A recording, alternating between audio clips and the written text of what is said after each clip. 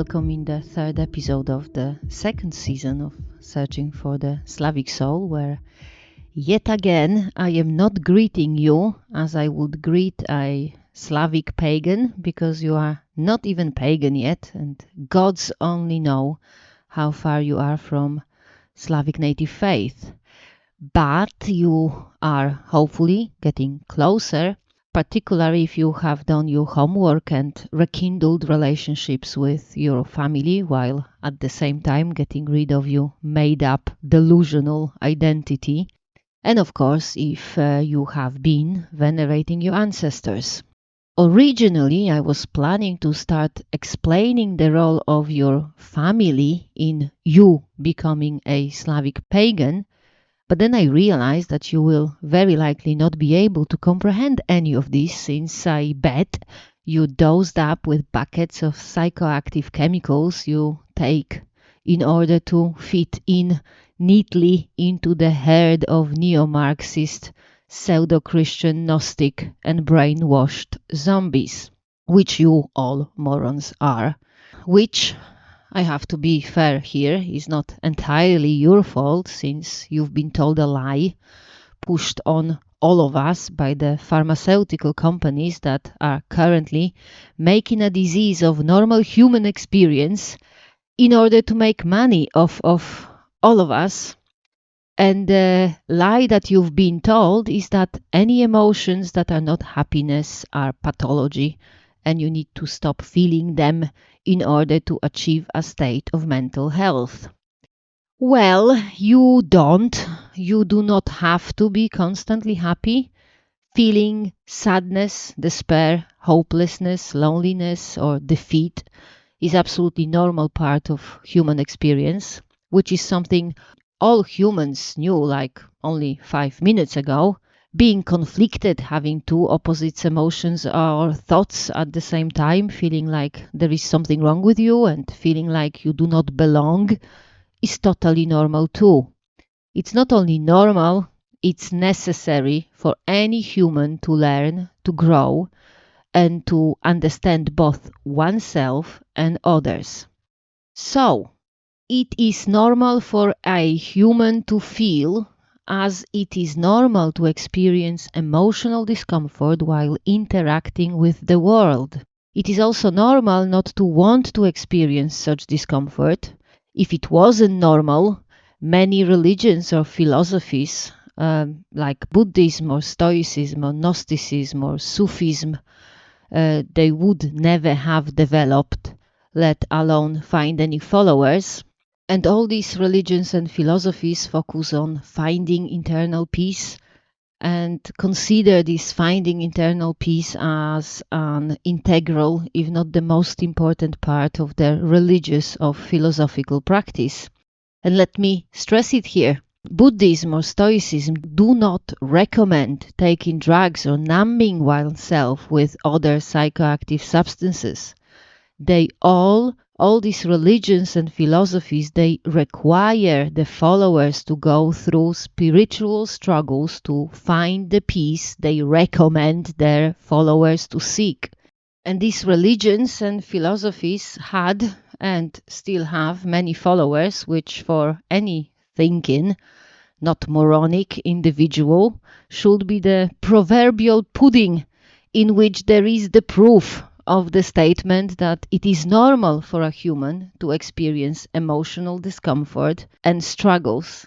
This is why it amazes me how anyone could ever buy into the pharmacological numbing of any emotion sold as a way to get healthy, instead of logically concluding that in order to be a human, one simply has got to go through every experience available to humans, including the negative ones, and then find ways to deal with them.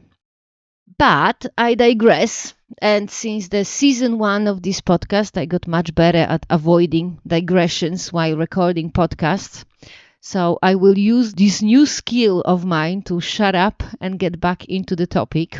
And the topic is the Slavic pagan view of emotions, on how to feel them, how to manage them, and last but not least, What are emotions for? In answering these questions, I will pretty much exclusively rely on a book called Kultura, Ludowa, Słowian, which means the folk culture of Slavs, written by Kazimierz Moszyński, who was a Polish ethnographer, ethnologist, and scholar of Slavic studies. He wrote a monumental, nearly 2,500 pages long, comprehensive study of the folk culture of the Slavs and published it in 3 tomes. Today, I will be referring mostly to the second tome, which was published in 1934 and is titled Kultura, Duchowa, Part 1. And before you start to moronically complain on the date of the publication, because it's nearly 90 years old, and only new stuff is good and the old stuff is bad, I'd like to point out that, first, Kultura Ludowa Słowian cites sources from the 18th and 19th century when pagan practices were super common among the Slavs, particularly in the rural areas, as the Christianization of the Slavs was a top-down and quite superficial process. Which, by the way, is the reason why there is still a lot, and I mean a lot, of live and actively practiced pagan traditions among the Slavs to this day, particularly outside of the big cities. But back in the 18th, 19th, and early 20th century, pagan practices were even more common. And what the ethnographers did back then was just basically going from village to village and record everything. Tales, myths, songs, poetry, all sorts of healing or magical rituals, absolutely everything. In Kultura Duchowa, there are actual citations from farmers or local szeptuchas written down word by word as they were explaining what they were doing, how they were doing it, what are the words used, and how was it done by the parents and grandparents. I mean, it's just unbelievable the level of details of recording of all these folk traditions. The effort that went into it, it's just truly mind-blowing. So the book is nearly 90 years old, but that's good because that means that it was written based on materials gathered in times where there was even more pagan traditions actively being practiced than today. And the other reason why 1934 as the year of publication makes the book even more awesome is that it preserved a lot of materials lost in the Second World War, which, as you might or might not know, resulted in destruction of Slavic lands, particularly Poland. So the book on which I base today's podcast was published in 1934 and is titled Kultura Duchowa, Part 1. The reason why it's part 1 is that the spiritual culture of Slavs is so vast, it took 2 tomes to write it all down. So out of 3 tomes of folk culture of Slavs, 1 tome, the first one, is about the material culture, and the other 2 tomes are about the spiritual culture. I mentioned that just in case you were wondering why spirituality is so important for a Slav in general, and a pagan Slav in particular. So if you want to become Slavic pagans, you need to get spiritual people like by yesterday. And I'm not talking about the stupid, new age, syncretic, drug-induced, comatose superficiality which is sold to you as spirituality. I am talking about being deeply rooted in the reality, based on profound understanding of own nature and humanity, fueled by connecting the mundane day-to-day with the whole universe of supernatural beings. I'm talking about the spirituality of feeling, experiencing, and embracing life as a grown-up and mature human. Which, by the way, you do not have to live 40 plus years to become. You do not have to be 40 plus years old to become a grown-up and mature human. All you have to do is to embrace the heritage left to you by the generations of Slavs who used their Slavic spirituality to survive not only things that would literally kill you, such as puberty, death of a hamster, or talking face to face with a stranger, but they also used their spirituality to survive things that literally killed dozens of their own people, often family members and friends. Things like actual starvation when the harvest was bad and with no access to Amazon groceries or local convenience store, they actually had to survive with no food or barely any food for the whole winter. Or an actual war, not the one that you see on your screens, but one that is taking place in front of you with blood and guts spilling, and one that you have to fight in to make it out alive and hopefully, but not necessarily, in one piece. Or actual epidemics, not the ones that kill only geriatric diabetics, but real ones that kill indiscriminately children and adults in their prime. And just to be clear, I'm absolutely not longing for pre-industrial times that require such spirituality to survive. I am 100% sure that if I suddenly found myself in pre-industrial times amongst the Slavs, I would end up dead inside of a week, mostly because I have no skill and no physical resilience that is required to thrive outside of our comfortable Western world.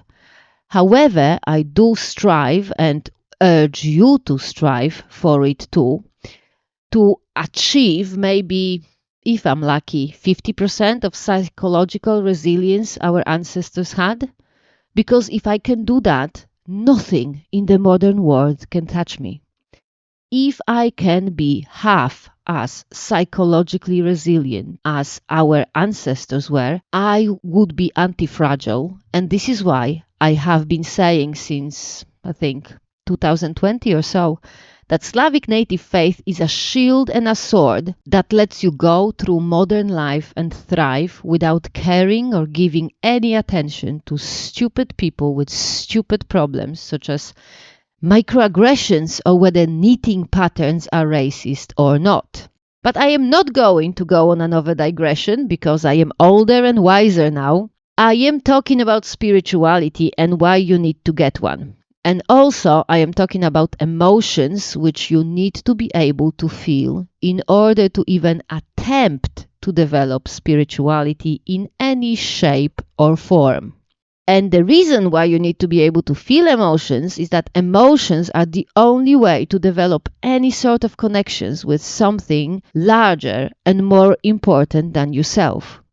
Your emotions tell you about what's important for you, about what's just, what's repulsive, what's divine, and what is the one thing or who is the one person for which or for whom you are willing to live, to die, and to sacrifice.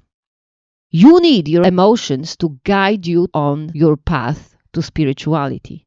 You need to be able to feel your emotions, process them, and distinguish whether what you are feeling is what you are feeling or whether it is something that something else makes you feel in order to, for example, manipulate you or feed off of you. Because, my damn zombified, drag up to your eyeballs morons, in Slavic pagan tradition, one of the signs of demonic interference is experiencing overwhelming emotions that cause all sorts of physical and mental symptoms. And you, having at some point experienced such emotions, instead of dealing with it as one should deal with demonic interference, you dragged yourself up so you do not feel anything at all. My guess is that by now, after years of numbing yourself and blocking all of these overwhelming emotions, you have a horde of various demons feeding off of you, using you and manipulating you, and you don't even know it, because every time you feel anything, you just pop another pill or numb yourself with stupid TikTok clips or a new tattoo or some other shit. It's heartbreaking, really, what was done to you, what you did to yourself, and what you allowed to be done to you. I am hearing that people in the West are so alienated from their own bodies that they cannot even feel if they are hungry or thirsty, let alone if they are sad or disappointed. There's just no awareness of any sort of internal spiritual life. It's all dumb, black and white, stupid duality where if you're not hysterically happy, you are by definition depressed and on the verge of suicide. It's so deeply heartbreaking how lost you are. But, hopefully, we are going to get you to a point where you are able to function emotionally without any pharmacology in a normal 21st century first world setting and outside of no-go zones, where the worst that can happen to you is that someone will call you something you do not like being called. And you will be able to handle it without crying in your car while streaming to your followers. So, let's start with overwhelming emotions. And as I already said, in Slavic pagan tradition, they are caused by demonic influence, although it is not clear whether the demons cause the emotion that overwhelms you or if they cause you to become super sensitive to any emotion. But ultimately, it doesn't matter because once you're familiar with the way you function emotionally, you will be able to recognize whether it is you who's too sensitive or whether it's the emotion you feel that's too intense, or, for example, not the type of emotion you would normally feel in response to the situation that you are in. And this is exactly why it's so important for you to feel and experience your emotions without any pharmacological numbing. Because if you don't know or are not used to how you normally function within the realm of emotions, you are not able to tell whether what and how you feel is typical for you or not. And if you do not know whether what you feel is typical for you or not, you will naturally get overwhelmed. Just as babies and toddlers do every time they feel anything outside of a narrowly defined calm. They get overwhelmed when they're hungry. They get overwhelmed when they're tired, when their nappy is wet, and when there is a noise they did not expect. Everything overwhelms them, and this is why they cry for pretty much any reason and sometimes for no apparent reason at all. You do not want to be a baby or a toddler. You want to be a grown-up who's capable of not getting hysterical and overwhelmed about every single stupid little thing experience. To give you an idea of the type of experiences that would not emotionally overwhelm an average, say, female 12 years old, pre-Christian pagan Slav. By the age of 12, she would have already experienced on a regular basis severe starvation. She would have experienced her parents and other members of her family telling her to stop being stupid, or to shut up, or to go and get water from the river, do laundry, clean the barn or the house. She would have been taught how to start fire, how to handle a knife, how to use projectile weapons, because it would have been obvious to anyone that she needs to be able to look after herself, including defending herself if needed. She would have experienced assisting in giving birth, looking after a newborn, seeing said newborn dying, perhaps even in her arms, seeing one of the women she loved dying in childbirth, seeing at least one another member of her family dying, assisting in performing funeral rituals, including likely handling feces and urine which dead body releases after sphincters relax. She would have seen and perhaps even assisted in slaughtering an animal, gutting said animal, and cleaning up the meat. She would have seen a limb being amputated and perhaps even a slow and extremely painful death of sepsis. She likely would not have been sent to war, since her potential to bear children would have been far too valuable to risk death before checking if she's capable of conceiving and carrying a child. And if she was a tomboy and wanted to fight, she would have been told no, because what she wanted wasn't as important as what was important for the survival of the family. But if her family was attacked, she would have to, as everyone else, take part in defending her family. So she would have witnessed wounds and death, or perhaps even participated in killing. And she would have handled all of it. If our hypothetical 12-year-old Slav was a male, he could have easily witnessed another man, perhaps even his father, being wounded during a hunting trip or while working in the field. He could have witnessed a war or even fought in a war, where he would have seen skulls crushed, brains splashed, guts spilling, bones sticking out of broken limbs, tough warriors suffocating in their own blood, the lot. And he would have handled it. And you, my zombified listeners, are descendants of these 12-year-old children. You have the same blood, the same emotional makeup, the same potential for being resilient and overcoming the worst horrors you can imagine, as well as the horrors you can't even begin to imagine. I know that for sure, and I want you to know it too. How you live, where you live, what you've experienced in your life, it is the easiest the whole humanity had it ever. Ever in the whole history. So whatever happened or will happen to you, you are fully capable of handling it without getting overwhelmed, without having to rely on pharmaceuticals, fidget spinners, snap bands, and whatever else anyone ever told you to do in order to cope. Whatever it is, you do not need it. All you need is to experience whatever you experience and reach deep into your body. Reach out to your ancestors to find the resilience your ancestors were naturally selected to develop in order to survive and bring up the next generation. The resilience you've inherited and you don't even know you have it. And after this preamble and reassuring you that you can cope with anything life throws at you, let's get rid of your demons and get you to be able to go to the grocery store or to answer the phone when it's ringing. You are full of demonic influence and you are surrounded by demons who are having their way with you on a daily basis. Chances are your whole family is full of demonic influence too, since, from what I understand, normal human experiences started to be medicated in America back in the 60s or the 70s. Which means that you are likely not able to ask your mom to get rid of the demonic influence for you, which is, as Moszyński wrote in Kultura, Duchowa, a very common and very easy way of getting rid of many effects of demonic influences, including all sorts of diseases caused by demons. And also, by the way, it's another awesome and kick-ass thing about being a mom.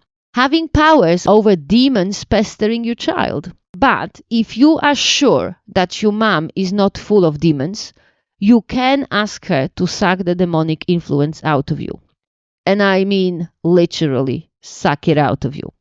This procedure Moszyński describes in context of all sorts of problems caused by przestrach, so a sudden fear, which is an emotion that happens very commonly in children because children and are not in control of their emotions.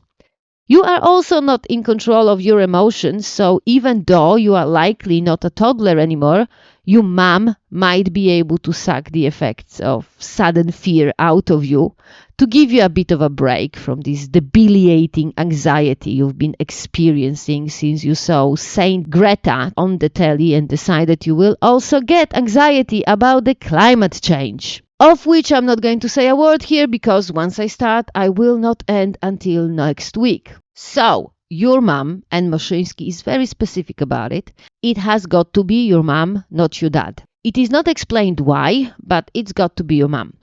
Your mom sucking out przestrach out of you.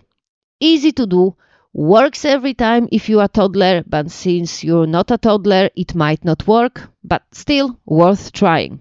You want your mom to put her lips on the skin of your back and suck out the przestrach. once she sucks it out, she should spit it out on the ground. Obviously, the whole ritual should take place outside, since you do not want demons or the effects of the influence being spat on the floor of your house. Your mom should repeat this sucking and spitting 3 times on the back and 3 times on your chest.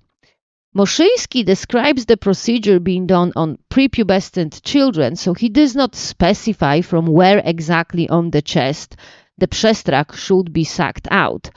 But since you are not a prepubescent child, I suggest your mom sucks it out from the middle part of the chest, close to the collarbone, just to make sure nothing inappropriate is happening. Also, in another procedure of sucking demons out, which I will not describe in details, because this procedure must be performed exclusively by experienced healers, otherwise can end up badly. And knowing how moronic you are, if I tell you how it's done, in your abysmal stupidity and egomania, you will try to do it to put it up on TikTok and get more monetization out of your stupid pseudo-pagan content.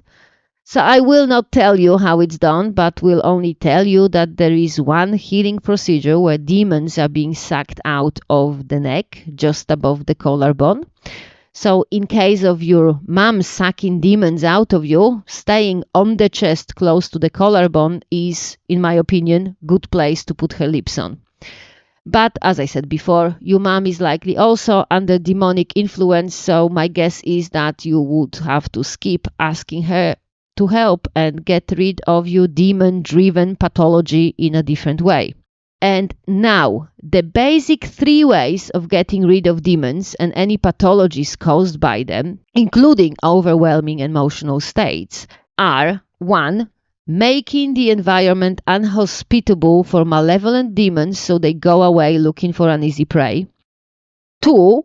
Actually getting rid of demons by killing them or catching them and releasing somewhere far away from where you are. And 3.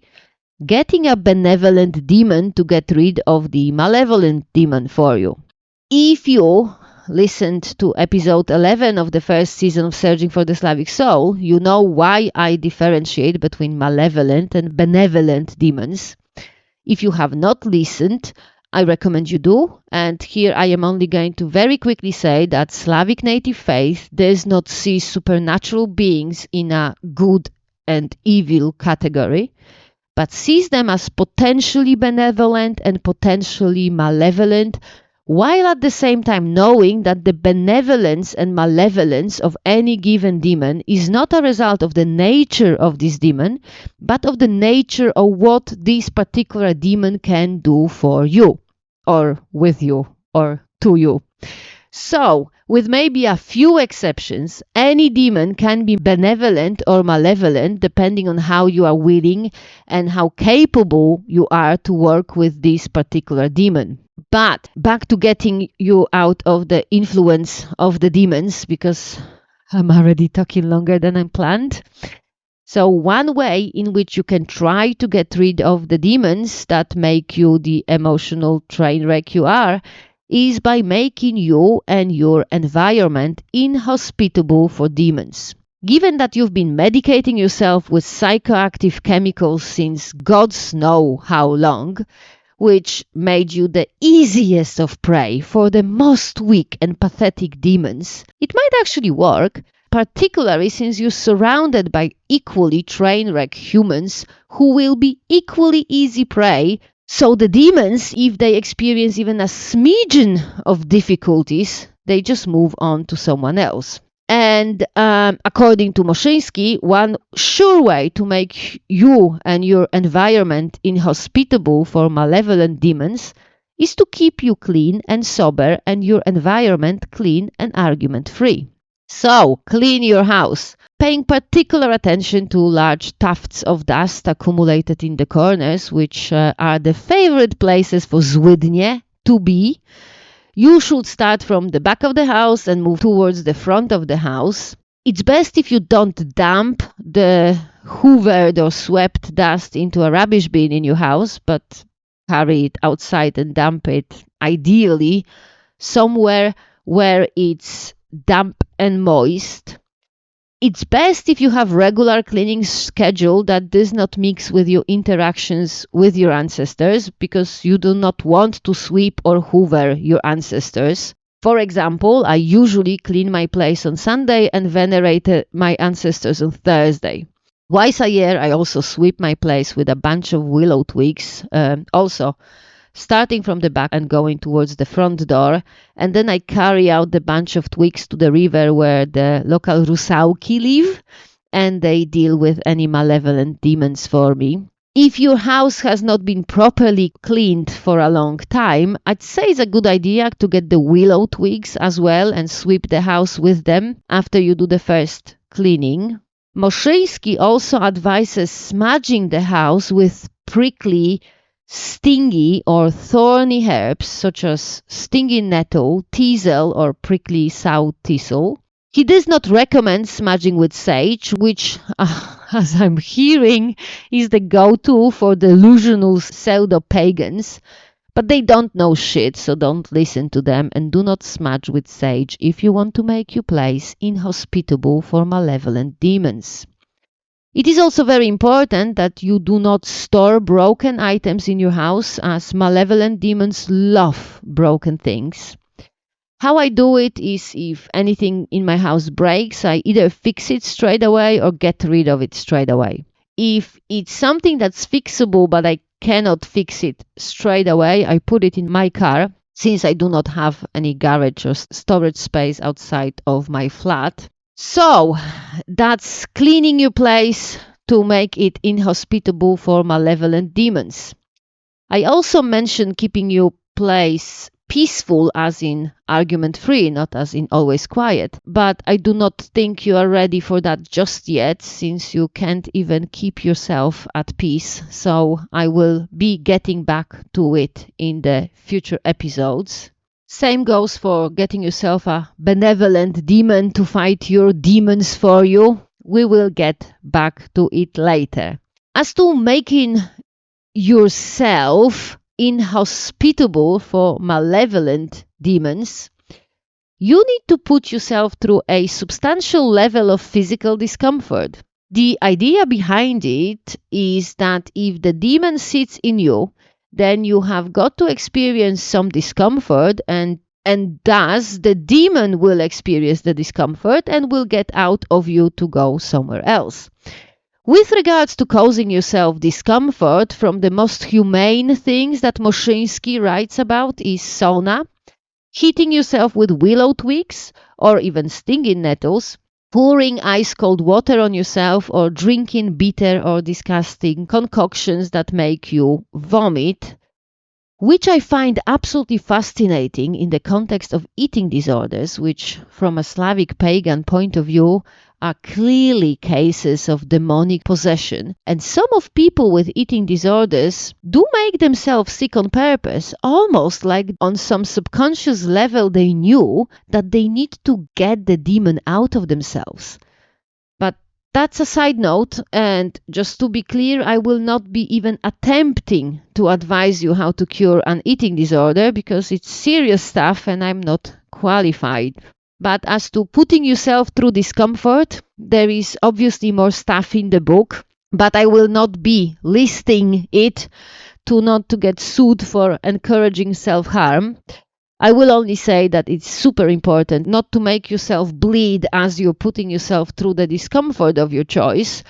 The blood will feed the demon, and that will be completely counterproductive. So, blunt injuries, baby, no cuts. And also, of which Moszyński obviously does not write, as a way of putting yourself through discomfort, I suggest doing some heavy physical exercise. The sort of physical exercise that leaves you sweaty, breathless, and feeling like you're just about to spit your lungs out. And the next day, your whole body is sore and you can barely walk. Moszyński does not mention it because until recently, physical exercise was like 100% the thing that every human did. But now is not. We are all unfit and like 50% of us is obese. So you can hit two birds with one stone. Get fit and make yourself unhospitable for various malevolent demons. As to actually killing demons or catching them, That's quite complicated and typically requires either advanced understanding of Slavic pagan tradition or participation of other people who know what they are doing, of which you have access to neither, so I will not be telling you how it's done, because in your stupidity you might actually try some of these techniques and hurt yourself and others in the process. But there is one approach you can definitely try, and it is yet again an approach that was used on toddlers, so the same caveats as before apply. You are technically not a toddler, but you act like one, so who knows, it might actually work. This approach is a Slavic version of shadow work, and it's beautiful in its simplicity. It's basically torturing your shadow, which was done on toddlers' shadow, since obviously toddlers can't be put through rounds of serious, full-blown Slavic anti-demonic rituals. Moszyński writes that cutting with a knife or chopping with an axe the shadow of a toddler was particularly effective if the toddler's demonic problem gave symptoms of crying and waking up at night. So I'd say if you suffer from insomnia or nightmares or other sleep-related problems, before you go to sleep, prepare a candle and a knife or an axe. It might be a good idea to get a piece of wood or something that you can cut or chop instead of your wall or floor. Also make sure that there is something around to light the candle and then go to sleep. As you wake up from your nightmare or after you've been tossing and turning for a while in the darkness, get up, light the candle, position the candle in such way that it casts your shadow on the piece of wood you prepared, and then just start cutting and chopping your shadow. Moszyński does not mention that the thing on which your shadow is being cast has to be physically destroyed, so I guess you do not have to be particularly brutal. After you're satisfied that your shadow has been sufficiently tortured, blow the candle and go back to sleep. According to Moszyński, it works well on toddlers, but no idea if it will work on you. But it really does not hurt to try, does it? And of course, I forgot. The reason why you torture your shadow as close as possible to the time you're experiencing problems with sleeping is that this is the time where demons are likely interfering with you. Because demons that interfere with you are not with you all the time. They come and go as they fancy, and you need to put yourself through discomfort or torture your shadow when you are experiencing the signs of demonic interference. So when you have a nightmare or when you are having an emotional meltdown because you've just experienced microaggression or some other minor inconvenience. So if you decided to put yourself through discomfort, such as walking into stinging nettles or pouring cold water on yourself, try to either do it when you are having your meltdown or try to trigger a meltdown when you are in a position to walk into stinging nettles or pour cold water on yourself. Remember, the point is not to torture yourself. The point is to torture the demon. You are just the vessel in which the demon happens to be sitting.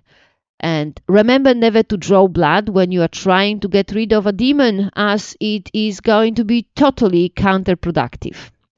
So, to summarize, in order to be a Slavic pagan, you need to develop a healthy spirituality.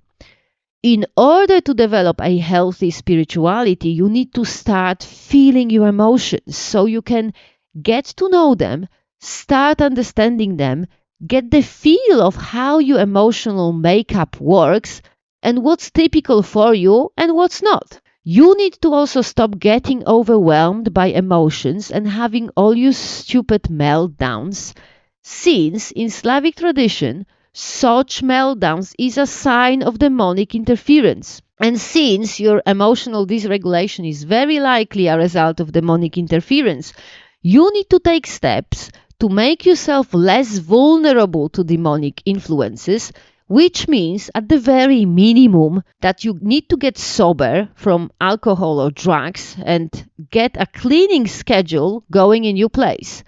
And if you want to do anti-demonic smudging, use prickly or stingy herbs, never sage.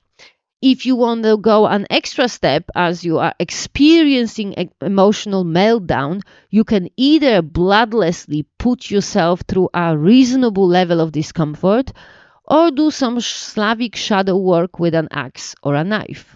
As to your homework, I want you to see how much emotions you can handle without getting overwhelmed. Like really, just feel whatever you feel without reacting to it in any way, without expressing it anyway. Get angry, get sad, get devastated.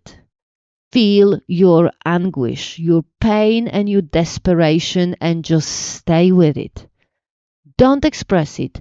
Don't talk yourself out of it. Don't lash out and don't distract yourself in any way, be it through consumption of psychoactive substances, of self-harming or whatever else stupid coping mechanism you've developed to separate yourself from your humanity. Breathe and stay strong. Reach out to your body, to your blood, to your heritage. You know how to handle unimaginable horrors. You've just forgotten that you know it. You can find this knowledge within yourself. Let your ancestors guide you. Hold on to your family bonds, to what's been passed to you through the blood of your ancestors and the bodies of your parents. Hold on to being human, child of your parents, a grandson or a granddaughter.